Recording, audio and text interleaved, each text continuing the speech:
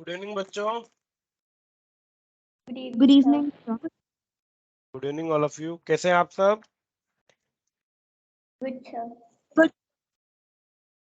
बच्चों question solve कर रहे हो मॉड्यूल के? Yes sir. Very good.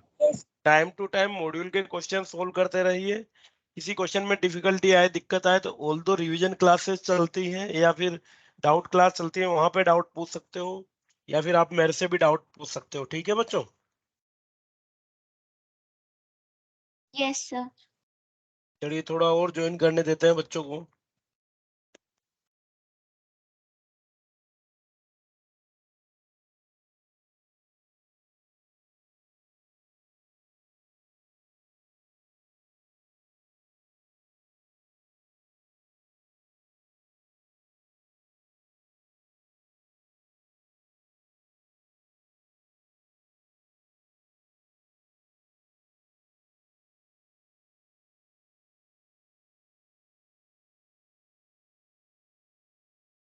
बच्चों हम स्प्रिंग फोर्स के बारे में पढ़ रहे थे, है ना? स्प्रिंग हम सबने general day to day life में देखी हुई है।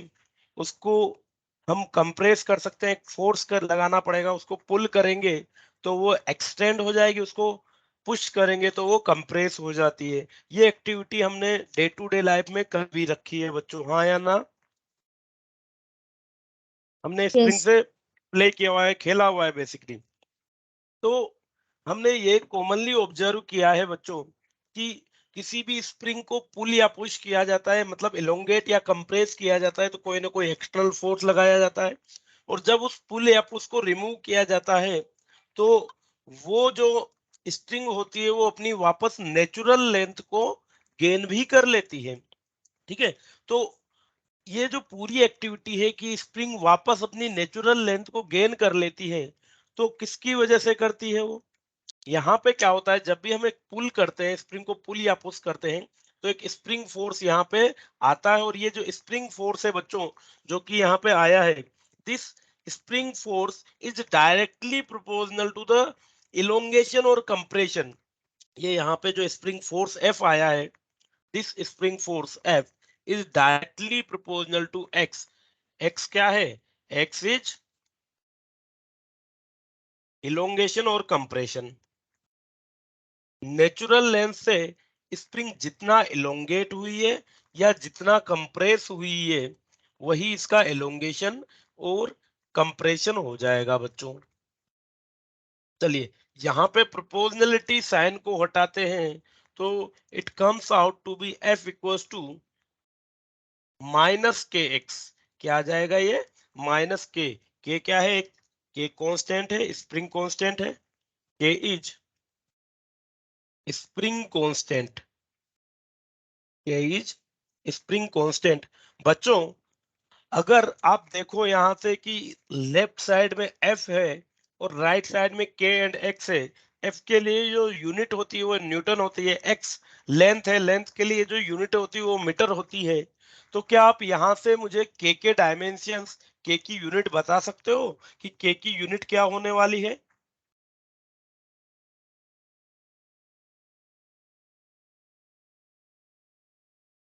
If we consider the unit of force is Newton and unit of length is meter, then what will be the unit of spring constant?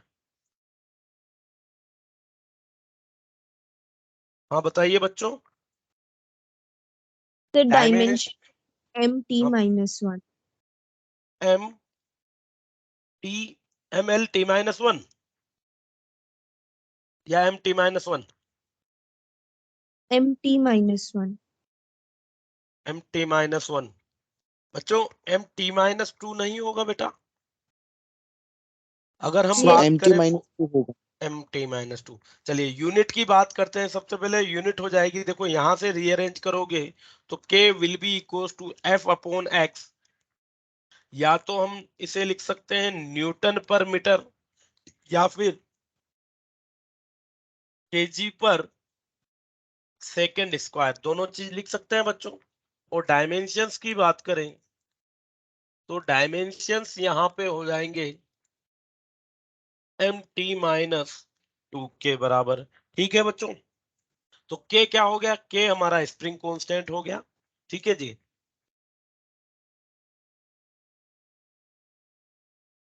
चलिए नेक्स्ट अगर हम बात करें, यहाँ पे एक नेगेटिव साइन हमें दिखाया हुआ है, नेगेटिव साइन दिखाया हुआ है, क्या हुआ? ठीक है।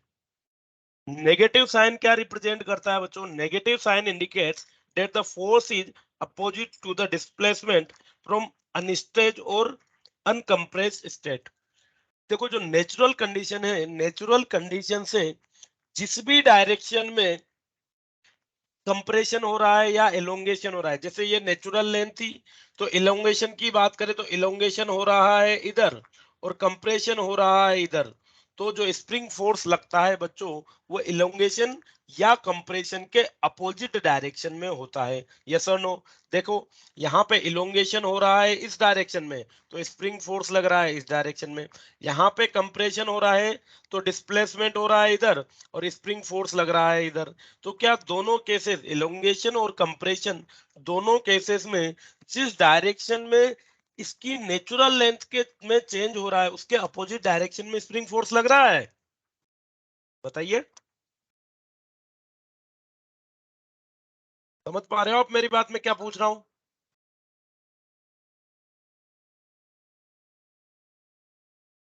हृदयेश, चलिए मैं रिपीट करता हूं बच्चों वापस से कि जो स्प्रिंग फोर्स लगता है वो हमेशा जिस भी डायरेक्शन में चेंज हो रहा है लेंथ का, उसके अपोजिट डायरेक्शन में एक्ट होता है।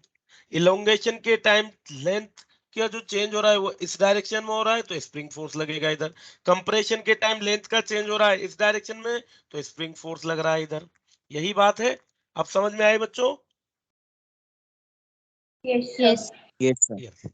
चलिए नेक्स्ट अगर हम बात करें, ये जो स्प्रिंग फोर्स है बच्चों, जिसका फॉर्मूला आ गया F=-kx, ये स्प्रिंग फोर्स जो होता है बेसिकली एक टाइप का इलेक्ट्रोमैग्नेटिक फोर्स है।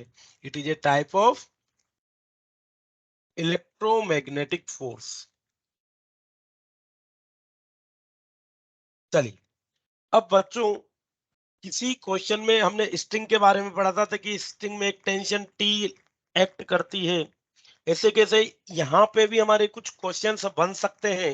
कुछ क्वेश्चंस ऐसे बन सकते हैं जहां पे हम स्ट्रिंग की बजाय एक स्प्रिंग का यूज करें, इंस्टेड ऑफ स्ट्रिंग एक स्प्रिंग का यूज करें। तो कुछ क्वेश्चंस देखिए जहां पे हम स्प्रिंग का भी यूज करेंगे बच्चों।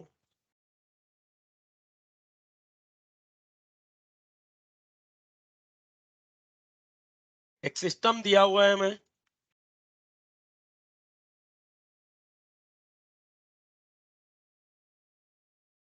हॉरिजॉन्टल प्लेन है, हॉरिजॉन्टल प्लेन पे दो ब्लॉक रखे हुए हैं और ये ब्लॉक एक दूसरे के साथ एक स्प्रिंग के, मासलेस स्प्रिंग के थ्रू कनेक्टेड है। स्प्रिंग का कोई मास हम यहाँ पे कंसीडर नहीं कर रहे हैं। तो ये दो ब्लॉक है, block of mass 10 kg, block of mass 10 kg, block of mass 15 kg। और ये दोनों ब्लॉक एक मासलेस स्प्रिंग के थ्रू कनेक्टेड है कुछ इस तरीके से बच्चों। और इस सिस्टम को हम एक 60 न्यूटन के फोर्स से, सिस्टम को 60 न्यूटन के फोर्स से पुल कर रहे हैं, सिस्टम को 60 न्यूटन के फोर्स से पुल कर रहे हैं। Now we need to calculate for given system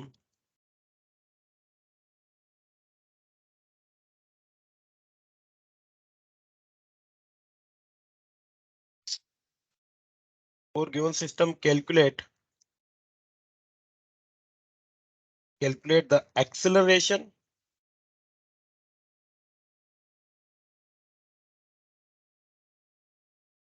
and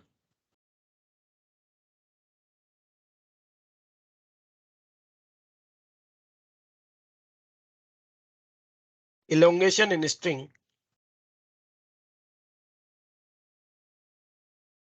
elongation in string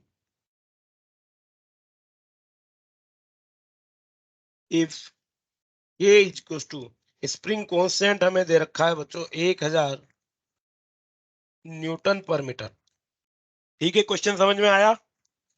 system हमें दिया हुआ है, ये स्मूथ हॉरिजॉन्टल सरफेस है, दो ब्लॉक रखे हुए हैं, दोनों ब्लॉक एक स्प्रिंग के थ्रू कनेक्टेड हैं, एक एक्सटर्नल फोर्स 60 न्यूटन का लगाया, तो एक्सेलरेशन कैलकुलेट करना है और यहाँ पे हमें एलोंगेशन कैलकुलेट करना है। सबसे पहले बात करें अगर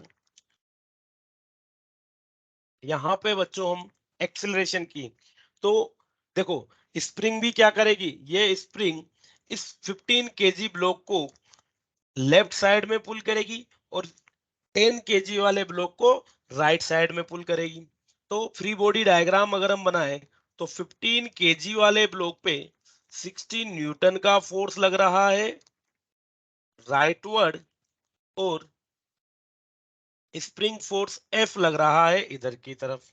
ठीक है, ये 15 केजी का ब्लॉक हो गया और ये जो ब्लॉक एक्सेलरेट होगा वो नेट फोर्स की डायरेक्शन में एक्सेलरेट हो जाएगा। So the equation will be 60 minus F will be equals to 15A। Yes और नो बच्चों, समझ में आ रही है बात? Yes. Yes, sir. Similarly for 10 K G block, 10 K G block पे केवल और केवल स्प्रिंग का फोर्स लगेगा, वो भी इस डायरेक्शन में। ठीक है जी, और वो इस फोर्स के अंडर ए एक्सेलरेशन से एक्सेलरेट होगा। इसके लिए इक्वेशन ऑफ मोशन हो जाएगा F इक्वल्स टू 10A। चलिए, दोनों इक्वेशन हमें मिल गई। एक्सेलरेशन की वैल्यू क्या हो जाएगी बच्चों, बताइए?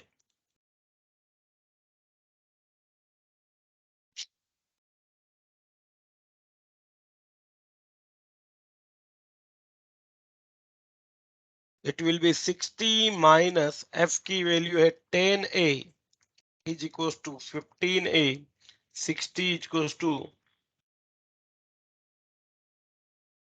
25A।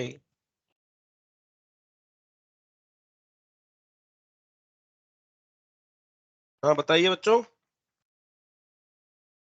12/5. 12 बाई 2.4. हाँ जी, So ए इक्वल, 2.4. वेरी गुड बेटा। इसे हम लिख सकते हैं 12/5 जो कि हो जाएगा 2.4 मीटर पर सेकेंड। ठीक है बच्चों? Yes, sir. यस। नेक्स्ट अगर हम बात करें कि फोर्स F की या स्प्रिंग में कितना फोर्स लग रहा होगा, स्प्रिंग फोर्स की वैल्यू क्या होने वाली है, तो the value of spring 20. Force, हाँ जी, 24. 24, 24. 10 into 2.4, it will be 24 Newton. ठीक है, और अगर स्प्रिंग पे ये फोर्स लग रहा है, मतलब एक तरीके से स्प्रिंग कुछ इस तरीके से पुल हो रही है, इधर भी 24 न्यूटन, इधर भी 24 न्यूटन, और जो ये स्प्रिंग फोर्स होता है ये किसके बराबर होता है बच्चों, के एक्स के बराबर होता है। तो extension in the string will be F upon K. F की वैल्यू है 24, K की वैल्यू है 1000, so it will be 0.024 metre. बोलिए बच्चों, समझ में आई हो तो बात? Extension the Yes, string sir. Will be 0.024 metre. ठीक है जी।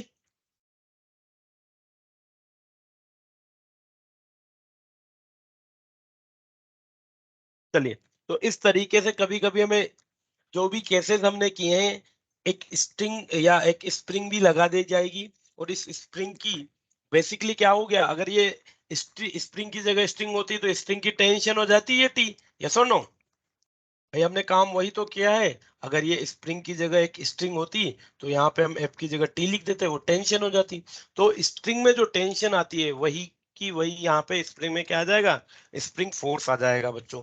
ठीक है? Yes, sir. यस।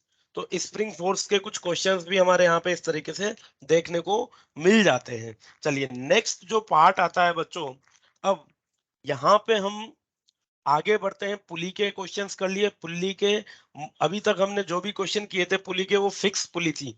चाहे टाइप 1 देख लो, चाहे type 2, case 1, case 2, case 3, case 4, हर जगह जो हमारी पुली थी वो फिक्स पुली थी। यस और नो? Yes, sir. मान लीजिए अगर जो पुली है हमारी वो मूवेबल हो, उस केस में क्या होगा बच्चों, देखिएगा। तो मूवेबल पुली के क्वेश्चन हम अब देखने सोल्व करने जा रहे हैं।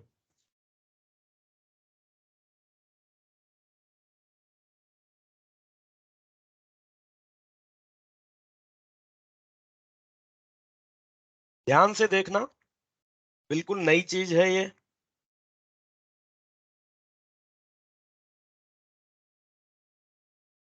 मूवेबल पुली,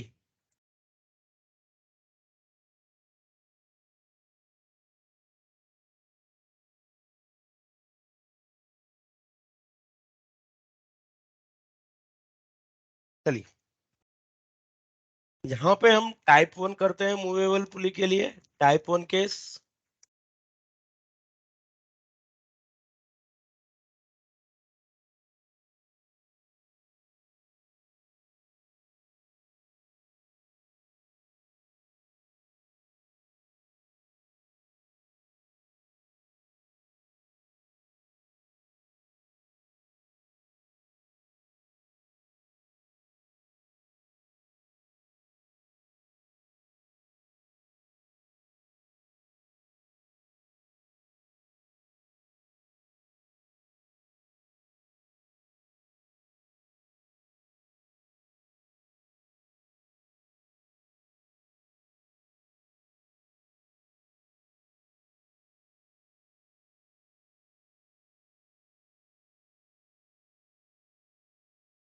बच्चों इस सिस्टम में दो पुली दिख रही हैं आपको।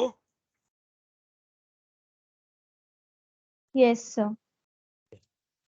तो ये दो पुली का सिस्टम है और तीन ब्लॉक्स कनेक्टेड हैं, ब्लॉक ए, ब्लॉक बी और ब्लॉक सी। तीन ब्लॉक्स यहाँ पे कनेक्टेड हैं। अगर हम बात करें इस पुली की, तो ये क्या फिक्स पुली हो जाएगी? This one is the fixed pulley. और ये हो जाएगी हमारी मूवेबल पुली। यस और नो? जैसे ही ब्लॉक ऊपर जाएगा, ब्लॉक ए अगर ऊपर गया, तो ये जो पुली है ये नीचे की तरफ जाएगी, और अगर ब्लॉक ए नीचे आया तो पुली ऊपर की तरफ जाएगी। ठीक है?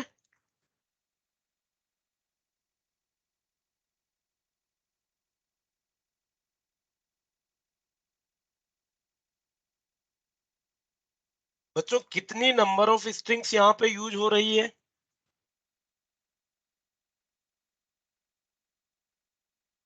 Two. Two. Two number of strings यहाँ पे यूज हो रही है। और अगर हम इनके बीच में देखें, देखो हमने शुरू से बात की थी, जो ये स्ट्रिंग्स हम यूज ले रहे हैं, ये सारी की सारी स्ट्रिंग्स क्या है? अनएक्सटेंसिबल है।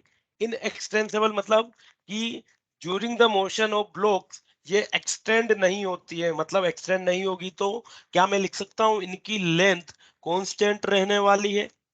यस और no? During the Yes, motion sir. इनकी लेंथ कांस्टेंट रहने वाली है। चलिए अगर मैं बात करूं, ये मेरी फर्स्ट लेंथ हो गई, फर्स्ट स्ट्रिंग हो गई, और ये सेकंड स्ट्रिंग हो गई। यहां से सारी की सारी डिस्टेंसेस में इस लाइन से मेजर करता हूं, तो देखिए ये लेंथ कितनी हो जाएगी? ये लेंथ हो जाएगी एक्स ए के बराबर। ये लेंथ हो गई एक्स ए। इनिशियली ये लेंथ एक्स ए है, और ये लेंथ हो जाएगी एक्स पी के बराबर। यहां से लेके ये यहां तक की लेंथ हो गई एक्स पी के बराबर। और मान लीजिए बच्चों इस पुली की रेडियस आर है। अगर पुली की रेडियस आर है, तो क्या सेमी सर्कल सेमी सर्कल जितनी लेंथ इस पुली के ऊपर से भी पास हो रही होगी? ये जो स्ट्रिंग है, इस स्ट्रिंग की कितनी लेंथ इस सर्कल से पास हो रही होगी? क्या पाई आर जितनी लेंथ यहां से पास ऑन हो रही होगी बेटा? बताइए please. Yes, sir. Yes. Sir. तो जो पहली स्ट्रिंग हो गई, इस पहली स्ट्रिंग की total length, the total length for first string will be equals to X A plus pi R plus X P के बराबर हो जाएगी।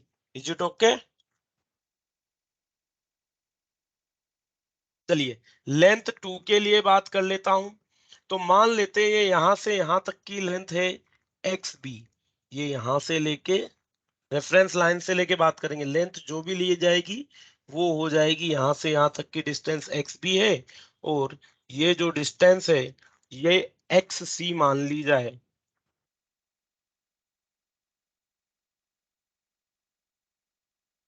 ये डिस्टेंस एक्स सी मान ली जाए। अगेन ये जो पुली है इसकी रेडियस आर मान ली जाए, तो L2 will be equals to, देखो ये यहां से यहां तक की लेंथ कितनी हो जाएगी, क्या ये X B minus X P के बराबर हो जाएगी बच्चों?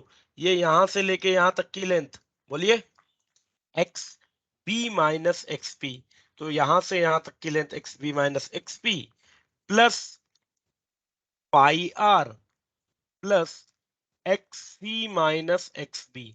बच्चों जो सेकंड स्ट्रिंग है जो कि ब्लॉक बी और ब्लॉक सी के बीच में कनेक्टेड है, क्या उसकी total length X B minus X P plus pi R plus X C minus X B के बराबर होने वाली है? बताइए, समझ में आई बात?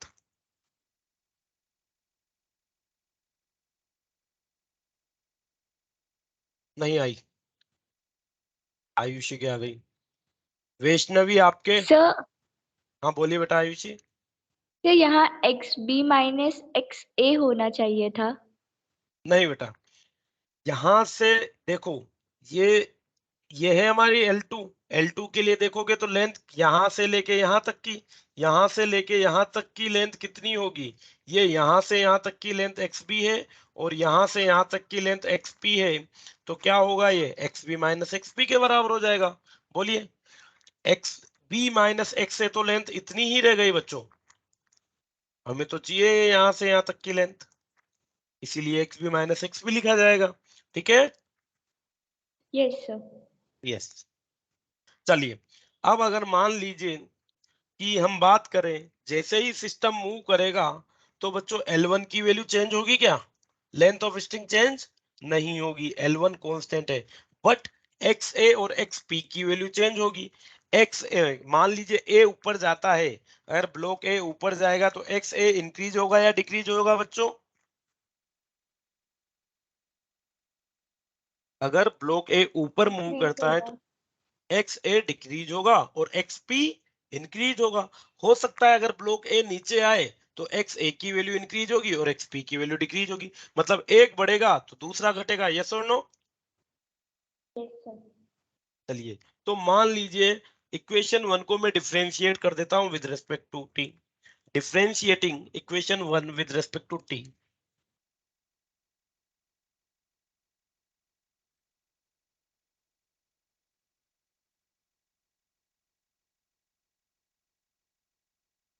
चलिए, क्या हो जाएगा ये, D L D T will be equals to delta X A upon D T plus delta pi R upon D T plus delta X P upon D T. बच्चों, कांस्टेंट टर्म का डिफरेंशिएशन क्या होता है? जीरो। जीरो हो जाता है। Zero. Constant term का differentiation zero हो जाएगा, तो क्या मैं लिख दूं, delta L by D T will be equals to zero, delta L को एल एल वन कॉन्स्टेंट है तो it will be zero equals to rate of change of X A. क्या हो जाएगा, क्या ये वेलोसिटी ऑफ ब्लॉक ए हो जाएगा बच्चों, D X A by D T? Yes sir. Yes. Again yes pi sir. R constant है तो it will be zero plus D X delta X P by D T, so it will be equals to velocity of pulley. So यहां से क्या मिल जाएगा, zero equals to V A plus VP, और क्या हो जाएगा ये, V A equals to minus का वीपी हो जाएगा बच्चों। क्लियर है बात? मतलब यस सर। ब्लॉक ए अगर ऊपर जा रहा होगा तो velocity block B same magnitude से नीचे की तरफ आ रही होगी, तो वी ए और वीपी मैग्नीट्यूड वाइज इक्वल है और डायरेक्शन वाइज अपोजिट है। ये होना भी चाहिए। क्यों होना चाहिए? ब्लॉक ए ऊपर जाएगा तो पुली नीचे आएगी, ब्लॉक ए नीचे आएगा तो पुली ऊपर जाएगी।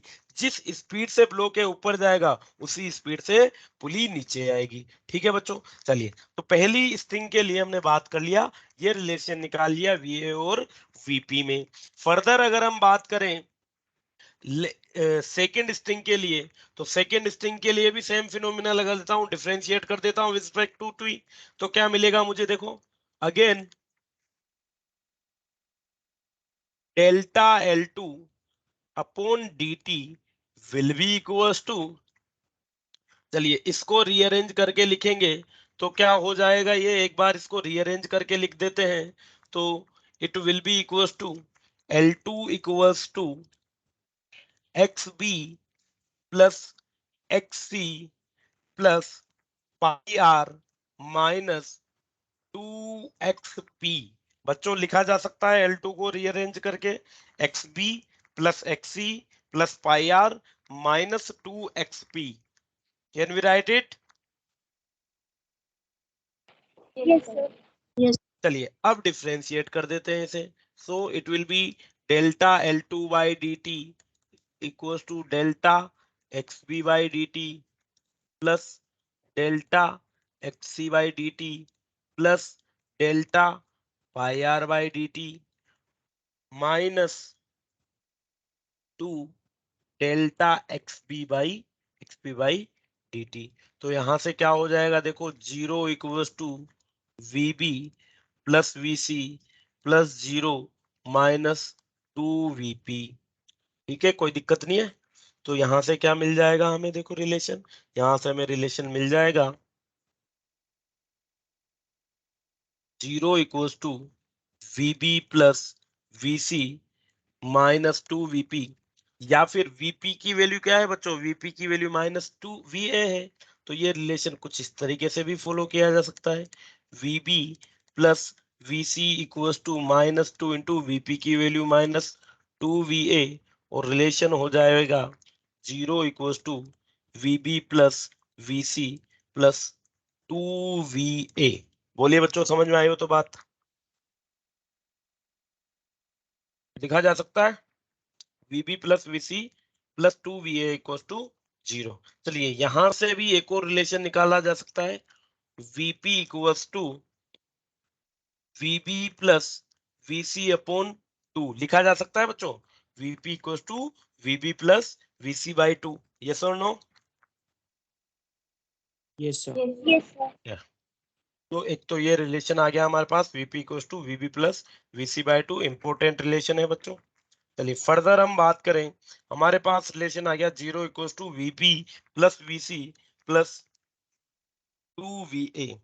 इस रिलेशन को फर्दर डिफरेंशिएट कर दूं मैं with respect to time, relation को फर्दर डिफरेंशिएट करेंगे तो क्या हो जाएगा, D V B by D T plus D V C by D T plus 2 D V A by D T. अब क्या हो जाएगा बच्चों, D V B by D T क्या हो जाएगा, क्या ये हो जाएगा acceleration A B, Acceleration. Acceleration acceleration of block B plus acceleration of block C plus 2 acceleration of block A will be equals to 0। ये अगेन हमें एक और रिलेशन मिल गया। ठीक है बच्चों, क्लियर है बात? Yes, sir. यस।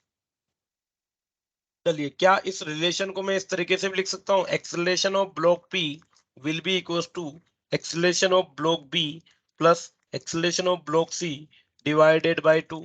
ये रिलेशन भी मुझे मिल जाएगा बच्चों। ठीक है, तो acceleration of pulley is equals to acceleration of block A plus acceleration of block B C by 2। ठीक है बच्चों, Yes, sir. yes. कर लीजिए नोट। Done.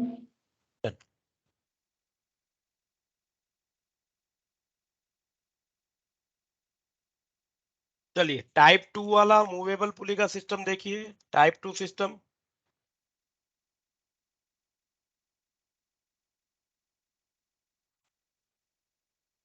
अब सिस्टम है कुछ इस तरीके से बच्चों,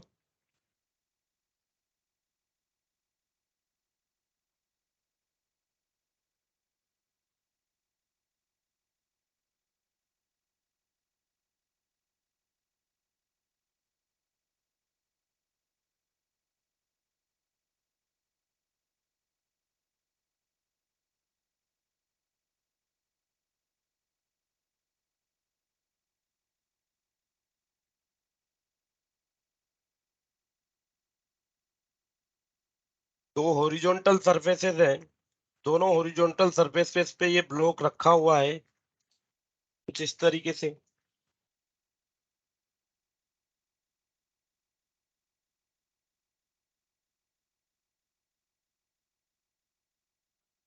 यहाँ पे दो पुली लगी हुई हैं।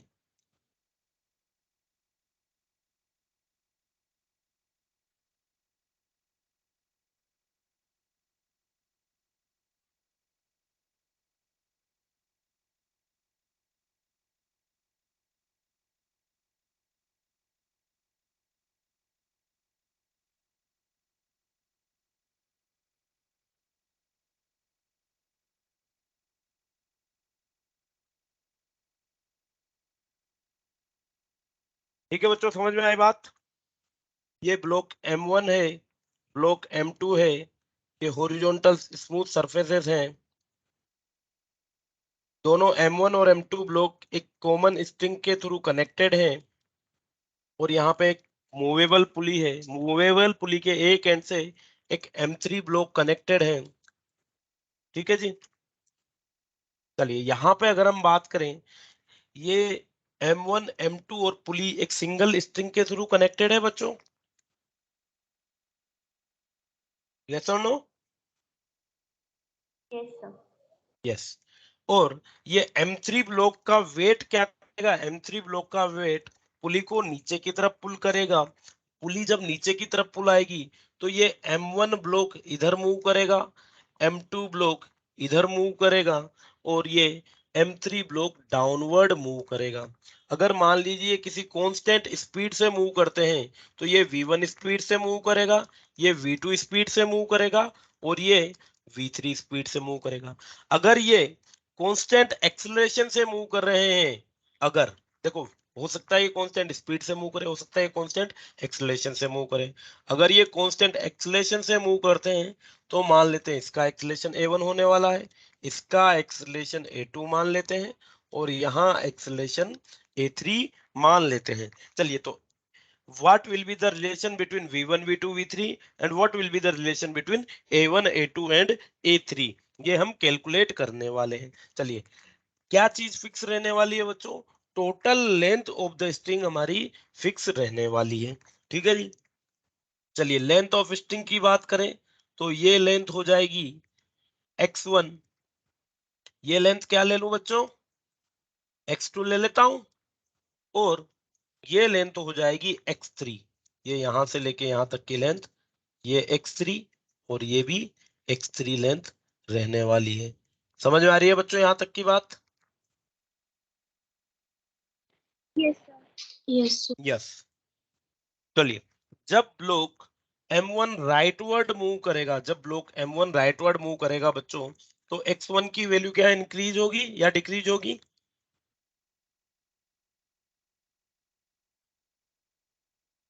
बोलिए बच्चों। इंक्रीज होगी। डिक्रीज होगी ना बेटा। अगर मान लीजिए ब्लॉक M1 राइटवर्ड मूव करेगा तो x1 की वैल्यू डिक्रीज होगी, और अगर x1 की वैल्यू यस। डिक्रीज हो रही है, विद टाइम x1 की वैल्यू डिक्रीज हो गई, तो V1 क्या लिख सकता हूँ? V1 will be equals to minus of dx by dt लिख दूं मैं। Rate of decrease of length x1 will be the velocity of block M1, yes और नो?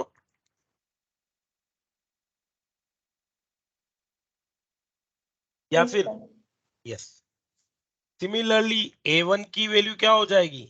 A1 की वैल्यू हो जाएगी इसका double differentiation, del square x1 upon dt का square.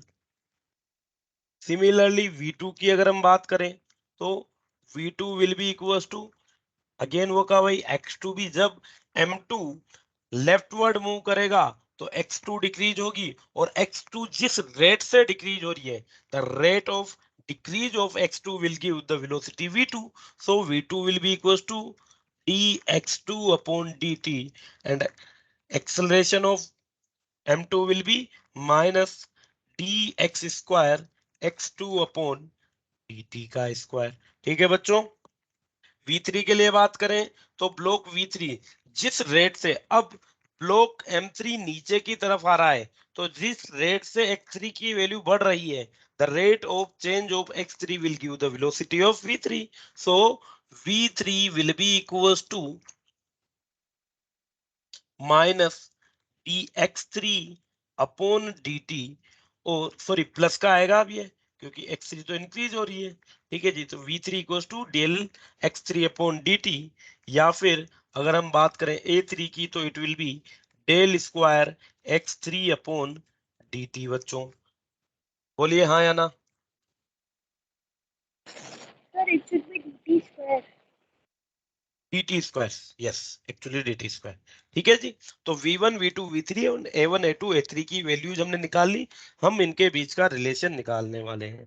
चलिए इनके बीच का रिलेशन अगर हम देखें तो total length of string L will be equals to x1 plus x2 plus 2x3 लिखा जा सकता है। बच्चों मान लेते हैं जो पोर्शन ऑफ लेंथ पुली से पास हो रहा है उसको नेग्लेक्ट कर दें, बहुत छोटा पोर्शन नेग्लेक्ट कर दें, तो length will be equals to x1 plus x2 plus 2x3 हो जाएगा। इसको डिफरेंशिएट करेंगे विद रिस्पेक्ट टू t, तो it will be delta x1 upon dt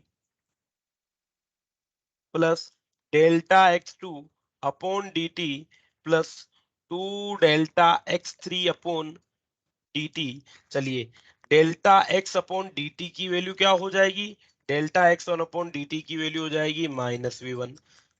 again delta x2 upon dt की वैल्यू हो जाएगी माइनस का v2, plus delta x3 upon dt की वैल्यू है v3, so it will B 2v3। तो यहां से हमें v3 की वैल्यू मिल जाएगी v3 equals to v1 plus v2 upon 2 के बराबर। ठीक है बच्चों, ये रिलेशन हो जाएगा v1 v2 और v3 के बीच में। Is it okay? Yes, sir. Yes. Similarly अगर मैं इसको डबल डिफरेंशिएट करूं तो एक्सेलरेशन के बीच में भी क्या सेम रिलेशन मिल जाएगा, a3 is equals to a1 plus a2 upon 2 के बराबर। a3 equals to a1 plus a2 upon 2 के बराबर। ठीक है बच्चों,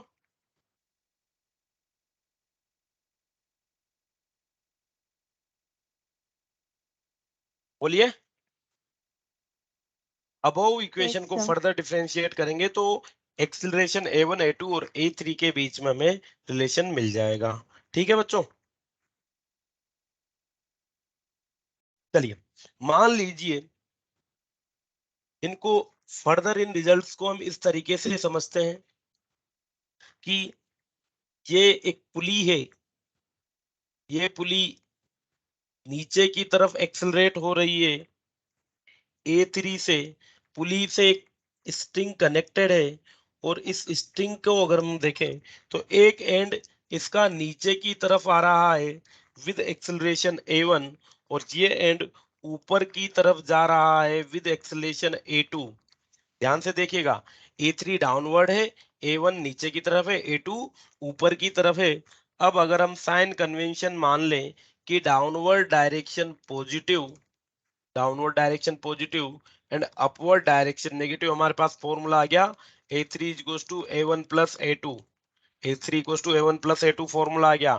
साइन कन्वेंशन के अकॉर्डिंग वैल्यू पुट करेंगे तो क्या मिलेगा, देखो A3 डाउनवर्ड, डाउनवर्ड डायरेक्शन क्या ली हुई है बच्चों, positive.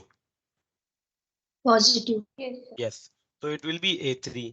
Again A3 equals to A1, A1 भी डाउनवर्ड है तो A1 हो जाएगा। A2 अपवर्ड डायरेक्शन में है तो ये हो जाएगा माइनस A2 अपॉन 2 के बराबर। ठीक है, अब यहाँ पे ये फॉर्मूले जो हमने निकाले हैं A3 इक्वल्स टू मतलब acceleration of pulley is equals to acceleration of string of one side plus A2 acceleration of string of other side divided by 2। इस फॉर्मूले में साइन विद साइन हम वैल्यू पुट करेंगे तो हमें A3 की value मिल जाएगी। क्लियर है बात?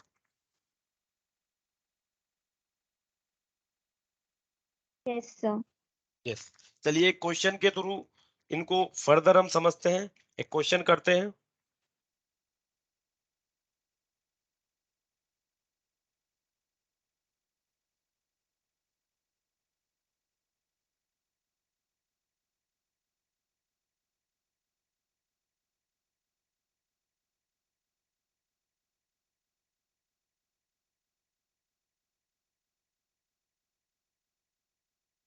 एक सेकंड रुक जाइए बच्चों, क्वेश्चन निकाल लेता हूं मैं।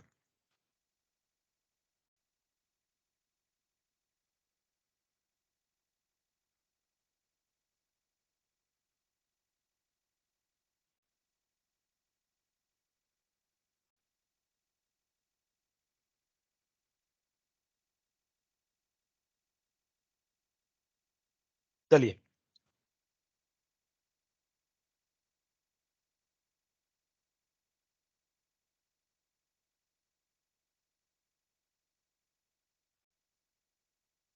ये कोई सिस्टम का पार्ट है। इस सिस्टम के पार्ट में पुली का ये एंड ऊपर की तरफ एक्सलेट कर रहा है with acceleration 2 metre per second square, और ये पार्ट नीचे की तरफ एक्सलेट कर रहा है with acceleration 4 metre per second square. ठीक है जी, एक पार्ट ऊपर की तरफ एक्सलेट कर रहा है with acceleration 2 metre per second square, second part 4 metre per second square की एक्सलेशन से नीचे की तरफ एक्सलेट कर रहा है। अगर हम डाउनवर्ड डायरेक्शन को पॉजिटिव लें, डाउनवर्ड डायरेक्शन को पॉजिटिव लें और अपवर्ड डायरेक्शन को नेगेटिव मानते हैं, तो यहाँ पे पुली का एक्सीलरेशन क्या हो जाएगा? What will be the what will be the acceleration of पुली?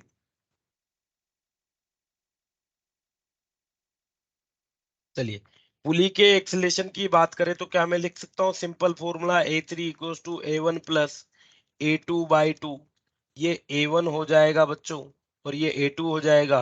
अगर ये A1 और ये A2 है तो A1 की वैल्यू क्या हो जाएगी बच्चों? -2 -2। एंड A2 की वैल्यू प्लस का 4। +4 तो एक्सीलरेशन ऑफ पुली क्या हो जाएगी? A3 की जगह AP लिख देता हूं।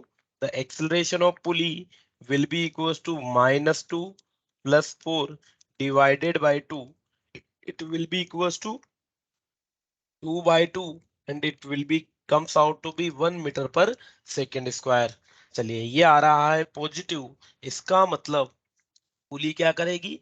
पुली नीचे की तरफ आएगी with an acceleration of 1 metre per second square. बोलिए बच्चों, समझ में आई बहुत बात? Pulley will comes down with an acceleration of 1 metre per second square. ठीक है जी। तो इस तरीके से हमारे कुछ क्वेश्चंस बनते हैं बच्चों मूवेबल पुली के। ठीक है जी। Yes yes. चलिए, नेक्स्ट पार्ट हम पढ़ेंगे बच्चों लामीज थ्योरम के बारे में। लामीज थ्योरम क्या कहती है देखिएगा। लामीज थ्योरम बच्चों बहुत सी बार क्वेश्चंस को बहुत आसानी से सोल्व करने में बहुत हेल्पफुल होती है। ठीक है, जिसे हम साइन लो भी कह देंगे। ठीक है, लामीज थ्योरम भी बोल सकते हैं, साइन लो भी मिल जाएगा। ये क्या होता है ये देखिएगा।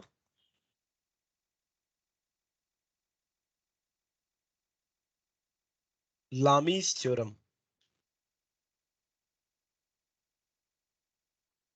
चलिए मान लीजिए ये तीन फोर्सेस हैं, force F1, F2 and F3। ये फोर्स F1 है, ये फोर्स F2 है, ये फोर्स F2 है और ये फोर्स F3 है। F1, F2, F3 एक कॉमन पॉइंट पे एक्ट कर रहे हैं, डायरेक्शंस आपको विजिबल है, और इनके बीच में जो एंगल है बच्चों वो कुछ इस तरीके से है कि F1 फोर्स के अपोजिट जो एंगल है, अब ये F1 के अपोजिट कौन सा एंगल हो जाएगा? ये मान लेते हैं ये एंगल अल्फा है। F2 के अपोजिट में जो एंगल है ये एंगल बीटा एंगल है, और F3 के अपोजिट में जो एंगल है ये एंगल गामा एंगल है। तो F1 के अपोजिट अल्फा, F2 पे के अपोजिट बीटा और F3 के अपोजिट गामा एंगल है। Then we can write magnitude of F1 upon sine alpha, magnitude of F1 upon sine alpha will be equals to magnitude of F2 upon sine beta will be equals to magnitude of F3 upon sine gamma। ये relation हो जाएगा बच्चों, और यही expression होता है Lami's theorem के लिए। समझ में आई बात? Yes sir. यस। चलिए एक क्वेश्चन देखते हैं लामीज थ्योरम पे बेस।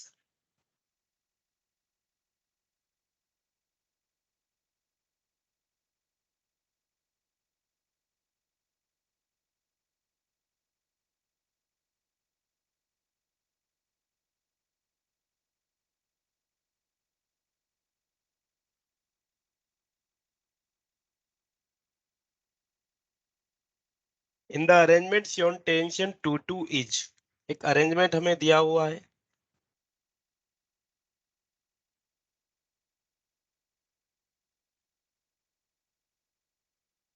एक अरेंजमेंट कुछ इस तरीके से दिया हुआ है बच्चों।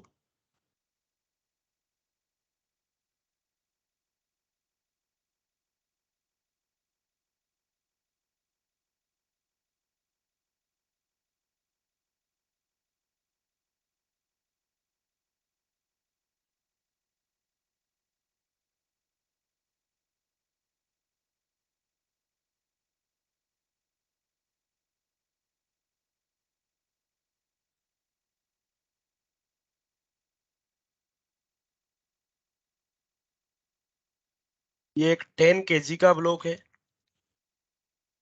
जो कि यहाँ पे कनेक्टेड है।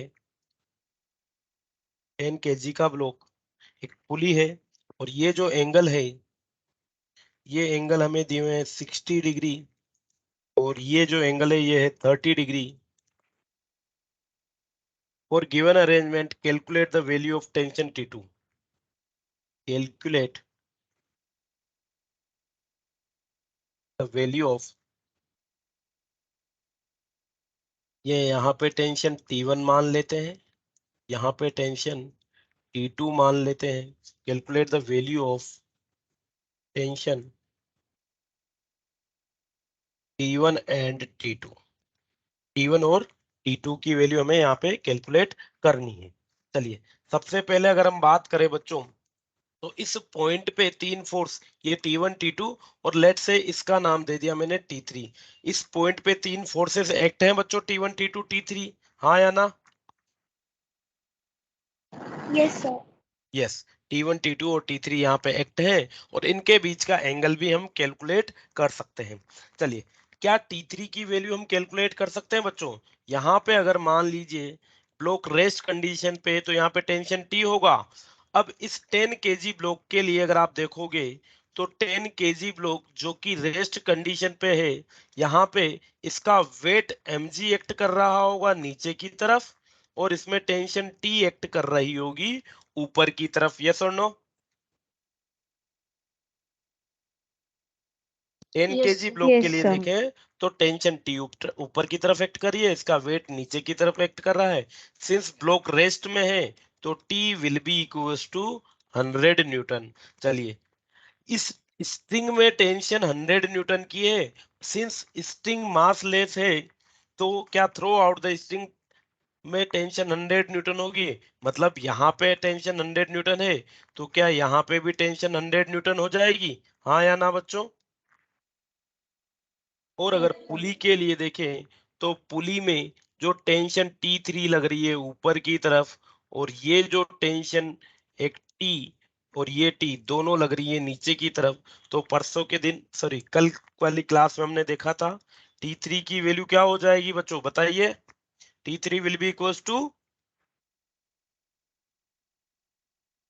2T। 2T। T3 will be equals to 2T, तो T3 is equals to 2 into 100, ये हो जाएगा 200 न्यूटन। तो T3 की वैल्यू 200 न्यूटन हमने निकाल ली। चलिए, हमें T1 और T2 की वैल्यू निकालनी है, हम T1 और T2 की वैल्यू निकालते हैं। चलिए वापस से मैं ये कॉमन पॉइंट वाले पार्ट को रीड्रॉ करता हूं, तो क्या कुछ इस तरीके से ये होने वाला है, देखिएगा।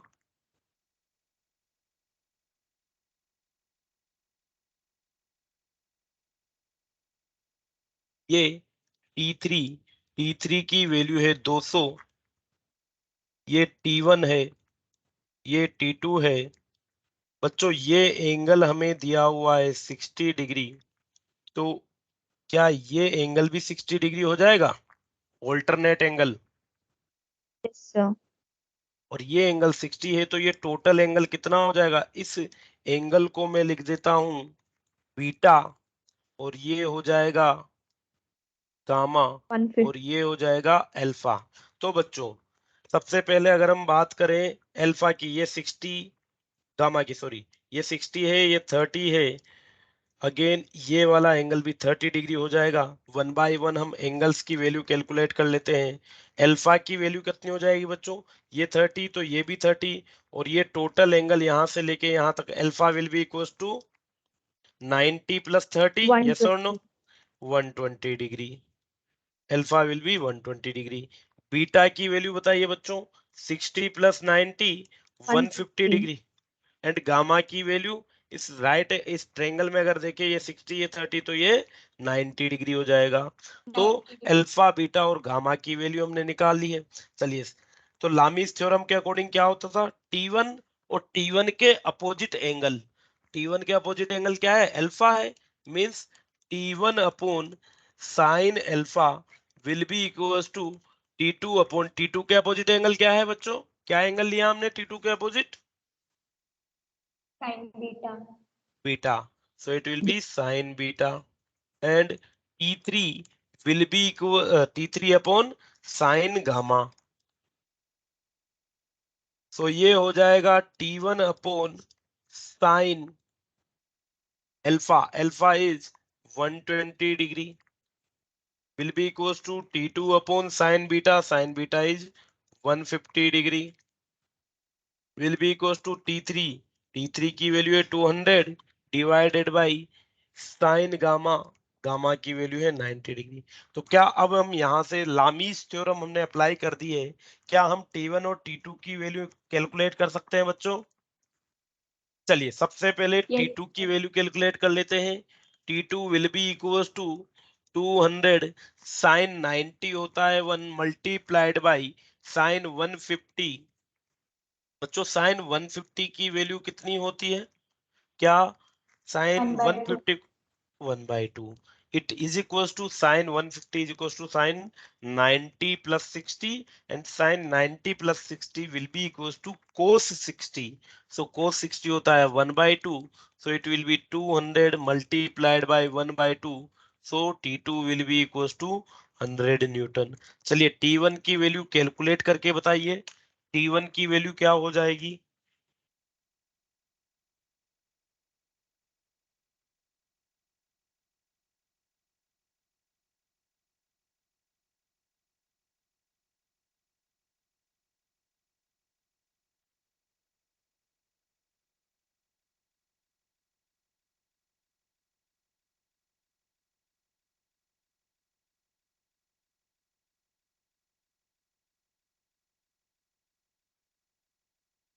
sir 100√3 100√3। ठीक है बेटा। किसी और बच्चे के कोई अदर आंसर या सेम आंसर आया हो तो बताइए, notify.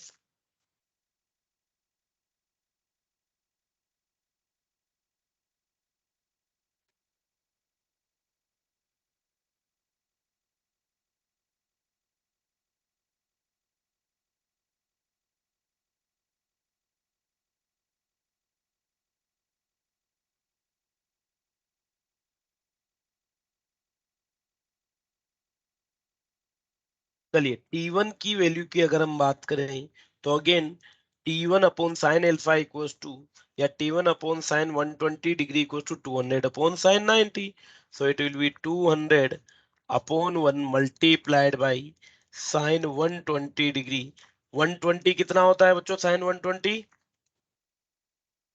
√3/2। root so 3 so it will be 100√3 newton. तो T1 की वैल्यू 100√3 न्यूटन हमें मिल जाएगी। क्लियर है बच्चों बात? yes sir yes. yes sir ठीक है बच्चों, तो ये था हमारा Lami's theorem and application of Lami's theorem. I hope clear है आप सबके। नेक्स्ट हम बच्चों बात करेंगे अब इस चैप्टर में फ्रिक्शन के बारे में। हम बात करेंगे फ्रिक्शन के बारे में। Friction is also an electromagnetic force. किस टाइप का फोर्स होता है? Friction is also an electromagnetic force. अगर मैं बात करूं फ्रिक्शन को कि क्या ये कांटेक्ट और नॉन कांटेक्ट में से डिस्क्राइब करूं तो ये किस टाइप का फोर्स होगा बच्चों, कांटेक्ट या non contact? Contact. Contact force. Contact. Friction force is a contact force. अब फ्रिक्शन फोर्स कब अराइज होगा? फ्रिक्शन फोर्स तब अराइज होगा जब दो ऑब्जेक्ट एक दूसरे के साथ कांटेक्ट में हो। अगर दो सरफेस एक दूसरे के साथ कांटेक्ट में नहीं है तो फ्रिक्शन फोर्स अराइज नहीं होगा। ठीक है बच्चों, चलिए तो फ्रिक्शन फोर्स की हम बात करते हैं। सबसे पहले जनरली आपने ये ऑब्जर्व किया होगा, किसी भी ऑब्जेक्ट को आप किक करते हो, बॉल को किक करते हो, वो ग्राउंड पे रोल करती हुई या घूमती हुई जाती है, कोई सर्टेन डिस्टेंस मूव करेगी और उसके बाद वो रुक जाती है। कॉमनली आपने ऑब्जर्व किया होगा, हाँ या ना?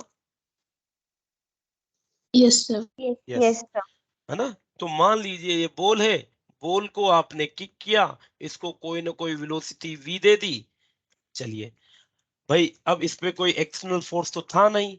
एक्सटर्नल फोर्स नहीं होता तो ये कांस्टेंट स्पीड से रेगुलरली मूव करती रहती। बट क्या हो रहा है, इसकी स्पीड रेगुलरली डिक्रीज हो रही है और कोई सर्टेन डिस्टेंस कवर करने के बाद ये क्या आ जाती है, रेस्ट पे आ जाती है। इनिशियली जो मूव कर रही थी ये रेस्ट पे आ जाती है। न्यूटन के नियम के अकॉर्डिंग अगर हम बात करते हैं तो कोई ऑब्जेक्ट अगर रेस्ट पे है तो रेस्ट पे रहेगा, कोई मोशन में यूनिफॉर्म मोशन में है तो यूनिफॉर्म मोशन में रहेगा। पार्टिकल की स्टेट ऑफ मोशन चेंज हुई है बच्चों, ये मोशन से रेस्ट पे आया है, तो there must be a certain force. Yes और नो? यस। यस। इस बॉडी पे एक फोर्स लग रहा है। सिंस ये जो बॉडी है इसकी स्पीड डिक्रीज हो रही है, तो ये जो फोर्स इस पे एक्ट किया है, क्या हम कह सकते हैं कि ये फोर्स इसकी डायरेक्शन ऑफ मोशन के अपोजिट डायरेक्शन में एक्ट हुआ है, हाँ या ना? Yes sir. स्पीड डिक्रीज हुई है तो जो फोर्स इस पे एक्ट हुआ है वो इसके अपोजिट डायरेक्शन में हुआ है। और ये जो फोर्स जो इस बॉडी को रेस्ट पे ला रहा है, यही हमारा क्या हो जाएगा, ये हमारा फ्रिक्शनल फोर्स हो जाएगा। The force which brings this moving object to the rest is the frictional force. तो एक तो ये पार्ट हो गया कि जो मूविंग बॉल को रेस्ट पे ला रहा है, द फोर्स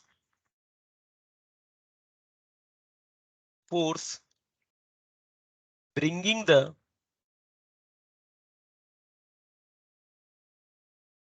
moving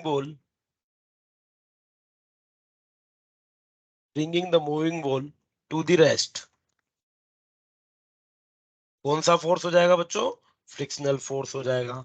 चलिए एक और एग्जांपल बात करते हैं हम। मान लीजिए कि ये एक ब्लॉक है, हेवी ब्लॉक है। इस हेवी ब्लॉक पे ये रफ सरफेस पे रखा हुआ है। अब हम बात करेंगे कि ये एक रफ सरफेस है। इस रफ सरफेस पे ये एक हेवी ब्लॉक रखा हुआ है और इस हेवी ब्लॉक पे आपने कोई छोटा अमाउंट का फोर्स F लगाया और अगर ये ब्लॉक नहीं रुका, सॉरी नहीं मूव किया, आपने एक स्मॉल फोर्स F लगाया और ये ब्लॉक मूव नहीं किया, तो क्या होगा देखो, आपने तो फोर्स लगा दिया, इसका मतलब ब्लॉक मूव करना चाहिए क्योंकि there is something net force. Yes और नो F? बट अगर ये मूव नहीं कर रहा है तो नेट फोर्स जीरो होना चाहिए बच्चों, हाँ या ना? ये आपने एक्सटर्नल फोर्स Yes, लगा sir. दिया, एक्सटर्नल फोर्स लगाया, ये मूव नहीं कर रहा तो इस पे नेट फोर्स जीरो हो रहा है। और अगर ब्लॉक पे नेट फोर्स जीरो हो रहा है तो कौन कर रहा है इसे, एक्सटर्नल फोर्स को बैलेंस कौन कर रहा है, बताइए? ब्लॉक मूव नहीं कर रहा है, नेट फोर्स इस पे जीरो है, नेट फोर्स जीरो है तो something is there which is going to balance this external force. और इस एक्सटर्नल फोर्स को बैलेंस करने वाला जो फोर्स है वो हमारा फ्रिक्शनल फोर्स है। और अगर इस एक्सटर्नल फोर्स को फ्रिक्शनल फोर्स बैलेंस कर रहा है बच्चों, तो वो फ्रिक्शनल फोर्स किस डायरेक्शन में लगे ताकि इस एक्सटर्नल फोर्स को बैलेंस कर दे, वो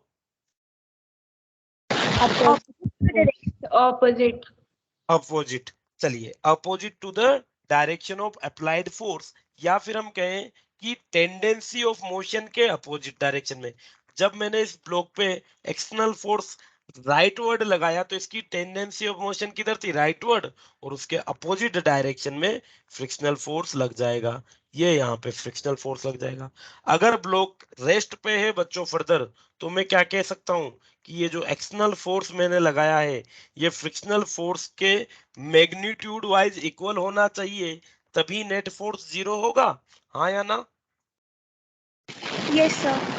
The magnitude of this applied external force should be equals to magnitude of frictional force, तभी ये यहाँ पे रेस्ट पे रहेगा।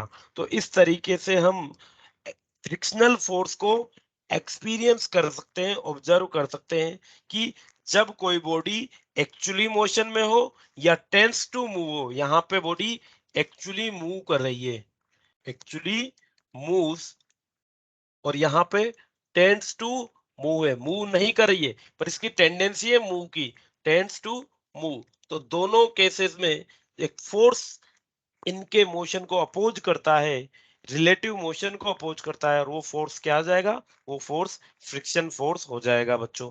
क्लियर है बात? Yes sir. चलिए कल हम sir. डिस्कस करेंगे कि कौन कौन से फैक्टर से जो फ्रिक्शन फोर्स को अफेक्ट करते हैं। ठीक है बच्चों, थैंक यू।